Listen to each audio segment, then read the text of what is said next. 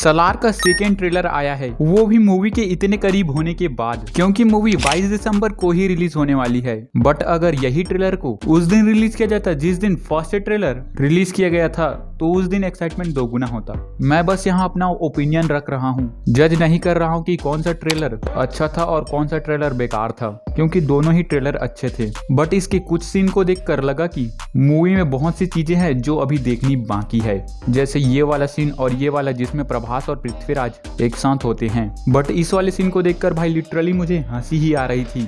भाई तू थॉर है क्या, जो एक हाथ से बिजली को पकड़कर दूसरे को झटका दे रहा है। ट्रेलर की कुछ और भी चीजें अच्छी लगी, जैसे प्रभास का वॉइस जो पहले से बेहतर लगा, और पृथ्वीराज की वॉइस आउटस्टैंडिंग बॉस जिसने भी डब करा है कमाल का है, और वो वॉइस उन पर जच भी रही है। और इसमें ज्यादा कुछ रिवील नहीं किया गया है, जैसा था वैसा ही कुछ बताया गया है कि खानसार 3 प्रिंसिपल के बेस पर चलती है, जिनका सिंबल ये जानवर हैं। और इन प्रिंसिपल के बेस पर राजा चुनने की बात आती है तो उनमें से एक अपने बेटे वर्धराज मन्नार को चुनता है, लेकिन इससे उस कम्युनिटी के बहुत से लोग नाखुश होते हैं और उसे मारने का प्लान बनाते हैं, जिस पर वर्धराज मन्नार अपने बचाव के लिए अपने जिगरी दोस्त को बुलाता है, जिसे रोकने के लिए 2 आर्मी खड़ी होती है, सर्बियन और रशियन। इसके बाद ट्रेलर में और ज्यादा कुछ बताया नहीं गया है, बट ट्रेलर हमें कहीं ना कहीं ये खुशी जरूर दे जाता है कि प्रभास की वॉइस को लेकर जो डिबेट चल रही थी कि 400 करोड़ में बनी इस मूवी में ढंग से वॉइस ओवर तक नहीं हुआ है। ऑनेस्टी के साथ कहूं तो फर्स्ट ट्रेलर में प्रभास की वॉइस उतनी अच्छी नहीं लग रही थी,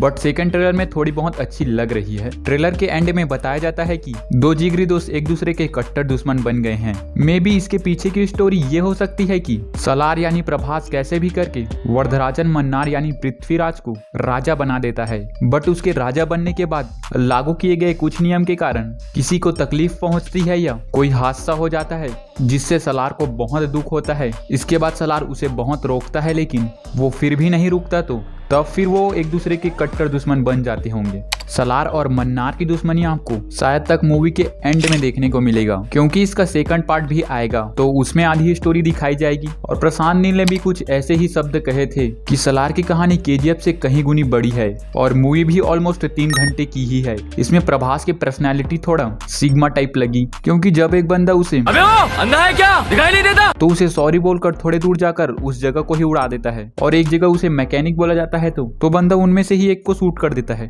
वैसे प्रशांत नील की तारीफ करनी होगी, भाई ने 2 ट्रेलर तैयार करके रखे थे। वैसे मूवी के एडवांस बुकिंग की बात करें तो कहा जा रहा है कि इसकी 58% टिकटें बिक चुकी है।